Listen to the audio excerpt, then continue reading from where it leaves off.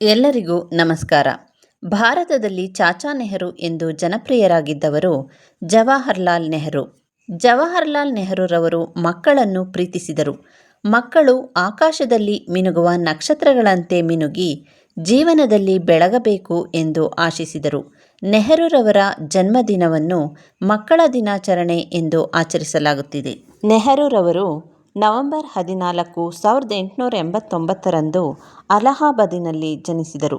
ಇವರ ತಂದೆ ಮೋತಿಲಾಲ್ ನೆಹರು ಮತ್ತು ತಾಯಿ ಸ್ವರೂಪಾ ರಾಣಿ. ಇವರು ಸಿರಿವಂತ ಕುಟುಂಬದಲ್ಲಿ ಜನಿಸಿದವರಾಗಿದ್ದರು. ನೆಹರುರವರ ತಂದೆ ಅವರಿಗೆ ಪಾಠ ಹೇಳಿಕೊಡಲು ತುಂಬ ಅನುಭವವುಳ್ಳ ಉಪಾಧ್ಯಾಯರನ್ನು ಗೊತ್ತು ಮಾಡಿದ್ದರು. ಮಗ ಎಂದರೆ ತಂದೆಗೆ ಬಲು ಪ್ರೀತಿ. ನೆಹರುರವರಿಗೆ ಇಬ್ಬರು ಸೋದರಿಯರು, ಅಕ್ಕ ವಿಜಯಲಕ್ಷ್ಮಿ ಮತ್ತು ತಂಗಿ ಕೃಷ್ಣ. ನೆಹರುರವರ ಪ್ರಾಥಮಿಕ ಶಿಕ್ಷಣ ಆಗ್ರಾದ ಅಲಹಾಬಾದಿನಲ್ಲಿ ನಡೆಯಿತು. ಇವರು ಪ್ರೌಢ ಮತ್ತು ಉನ್ನತ ಶಿಕ್ಷಣವನ್ನು ಇಂಗ್ಲೆಂಡಿನ ಹ್ಯಾರೋ ಎಂಬ ಪಬ್ಲಿಕ್ ಸ್ಕೂಲಿನಲ್ಲಿ ಪಡೆದರು. ನಂತರ ಇವರು ಕೇಂಬ್ರಿಡ್ಜ್ ವಿಶ್ವವಿದ್ಯಾನಿಲಯದಲ್ಲಿ MA ಮಾಡಿಕೊಂಡು ಬಳಿಕ ಬ್ಯಾರಿಸ್ಟರ್ ಪರೀಕ್ಷೆ ಮುಗಿಸಿ ಭಾರತಕ್ಕೆ ಮರಳಿದರು. 1916ರಲ್ಲಿ ಕಮಲಾ ಕೌಲ್ ಎಂಬಾಕೆಯೊಡನೆ ನೆಹರುರವರ ವಿವಾಹವಾಯಿತು. 1917ರಲ್ಲಿ ನೆಹರು ಒಬ್ಬ ಮಗಳ ತಂದೆಯಾದರು. ಅವರ ಮಗಳೇ ಮುಂದೆ ಜಗತ್ಪ್ರಸಿದ್ಧರಾದ ಇಂದಿರಾ ಗಾಂಧಿ. ಕಮಲಾ ನೆಹರು ಮಹಾನ್ ದೇಶಭಕ್ತರಾಗಿದ್ದರು. ನೆಹರುರವರು ವಕೀಲಿ ವೃತ್ತಿ ಬಿಟ್ಟು ರಾಷ್ಟ್ರೀಯ ಸ್ವಾತಂತ್ರ್ಯ ಚಳವಳಿಯಲ್ಲಿ ಭಾಗಿಯಾದರು. ಸ್ವಾತಂತ್ರ್ಯ ಚಳವಳಿಯಲ್ಲಿ ಭಾಗವಹಿಸಿದ್ದಕ್ಕೆ ತಂದೆ ಮಗ ಇಬ್ಬರನ್ನೂ ಬಂಧಿಸಲಾಯಿತು. ನೆಹರು ಅವರ ಬಂಧನವಾದಾಗ ಅವರ ಪುತ್ರಿ ಇಂದಿರಾ ಗಾಂಧಿಗೆ ಕೇವಲ 4 ವರ್ಷಗಳು. ನೆಹರುರವರ ಹೆಂಡತಿ ಕಮಲಾ ನೆಹರು ತಮ್ಮ ಒಬ್ಬಳೇ ಮಗಳನ್ನು ಬಿಟ್ಟು ಅಗಲಿದ್ದು ಕೇವಲ 37 ವರ್ಷಗಳಿದ್ದಾಗ, ಅಂದರೆ 28/2/1936ರಲ್ಲಿ ಸ್ವಿಟ್ಜರ್ಲೆಂಡ್ನಲ್ಲಿ ಮೃತರಾದರು. ನೆಹರು ಪುನಃ ವಿವಾಹವಾಗಲಿಲ್ಲ. ತಮ್ಮನ್ನು ಸಂಪೂರ್ಣವಾಗಿ ದೇಶಕ್ಕೆ ಸಮರ್ಪಿಸಿಕೊಂಡರು. 1884ರಲ್ಲಿ ಸ್ಥಾಪನೆಯಾಗಿದ್ದ ರಾಷ್ಟ್ರೀಯ ಕಾಂಗ್ರೆಸ್ ಸೇರಿದ್ದ ನೆಹರುರವರು ಕಾಂಗ್ರೆಸ್ ಅಧಿವೇಶನದಲ್ಲಿ ಭಾಗವಹಿಸಿ ಭಾರತ ಸ್ವಾತಂತ್ರ್ಯ ಪಡೆಯಲು ಎಲ್ಲ ತ್ಯಾಗಕ್ಕೂ ಸಿದ್ಧರಾಗಬೇಕೆಂದು ಭಾರತೀಯರಿಗೆ ಕರೆ ನೀಡಿದರು. 1942ರಲ್ಲಿ ಮುಂಬೈನಲ್ಲಿ ಕಾಂಗ್ರೆಸ್ ಸದಸ್ಯರು ಬ್ರಿಟಿಷರೇ ಭಾರತ ಬಿಟ್ಟು ತೊಲಗಿ ಚಳವಳಿಯನ್ನು ನಡೆಸಿದರು. ನೆಹರುರವರು ಅಹಮದ್ನಗರದ ಜೈಲಿನಲ್ಲಿ ಅವರ ಪ್ರಸಿದ್ಧ ಆತ್ಮಕಥೆ ಪುಸ್ತಕವಾದ ಡಿಸ್ಕವರಿ ಆಫ್ ಇಂಡಿಯಾವನ್ನು ಬರೆದರು.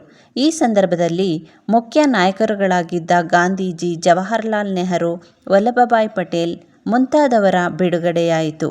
ನೆಹರುರವರು ಕಾಂಗ್ರೆಸ್ ಅಧ್ಯಕ್ಷರಾಗಿ ಭಾರತದ ಸ್ವಾತಂತ್ರ್ಯಕ್ಕಾಗಿ ಅಪಾರವಾಗಿ ಶ್ರಮಿಸಿದರು. ಇವರ ಹೋರಾಟದ ಫಲವಾಗಿ 1947 ಆಗಸ್ಟ್ 15ರಂದು ಭಾರತ ಸ್ವಾತಂತ್ರ್ಯವಾಯಿತು. ನೆಹರು ಸ್ವತಂತ್ರ ಭಾರತದ ಪ್ರಥಮ ಪ್ರಧಾನಿಯಾಗಿ ತಮ್ಮ ಕೊನೆ ಉಸಿರಿರುವವರೆಗೂ ಆಡಳಿತದ ಚುಕ್ಕಾಣಿ ಹಿಡಿದರು. ಇವರು ತಮ್ಮ ಆಡಳಿತ ವ್ಯವಸ್ಥೆಯಲ್ಲಿ ಹಲವಾರು ಸಮಸ್ಯೆಗಳನ್ನು ಎದುರಿಸಬೇಕಾಯಿತು. ಸುಮಾರು 500ಕ್ಕೂ ಮಿಗಿಲಾದ ಸಣ್ಣಪುಟ್ಟ ಹಾಗೂ ದೊಡ್ಡ ರಾಜ್ಯಗಳನ್ನು, ಪ್ರಾಂತ್ಯಗಳನ್ನು ಭಾರತದ ಒಕ್ಕೂಟದ ಅಡಿಯಲ್ಲಿ ತರುವುದು ಬಹುದೊಡ್ಡ ಸವಾಲಾಗಿತ್ತು. ಗೃಹ ಸಚಿವ ಸರ್ದಾರ್ ವಲ್ಲಭಭಾಯ್ ಪಟೇಲರ ಸಮರ್ಥ ನೇತೃತ್ವದಲ್ಲಿ ಭಾರತದಲ್ಲಿ ಏಕತೆಯನ್ನು ಸಾಧಿಸಲಾಯಿತು. ಭಾರತದಲ್ಲಿ ಬೇರೂರಿದ್ದ ಬಡತನ, ಅಜ್ಞಾನ, ನಿರುದ್ಯೋಗ ಹಾಗೂ ರೋಗ ರುಜಿನಗಳು ಇವುಗಳನ್ನೆಲ್ಲ ತೊಡೆದು ಹಾಕಲು ಶ್ರಮಿಸಿದರು. ಪಂಚವಾರ್ಷಿಕ ಯೋಜನೆಗಳನ್ನು ರೂಪಿಸಿದರು. ಭಾರತವನ್ನು ವಿಶ್ವಮಾನ್ಯ ರಾಷ್ಟ್ರವನ್ನಾಗಿಸಲು ದಿನದ ಬಹುಕಾಲ ದುಡಿದರು. ವಿಜ್ಞಾನ ಮತ್ತು ತಾಂತ್ರಿಕ ಜ್ಞಾನಗಳಿಗೆ ವಿಶೇಷ ಉತ್ತೇಜನ ನೀಡಿದರು.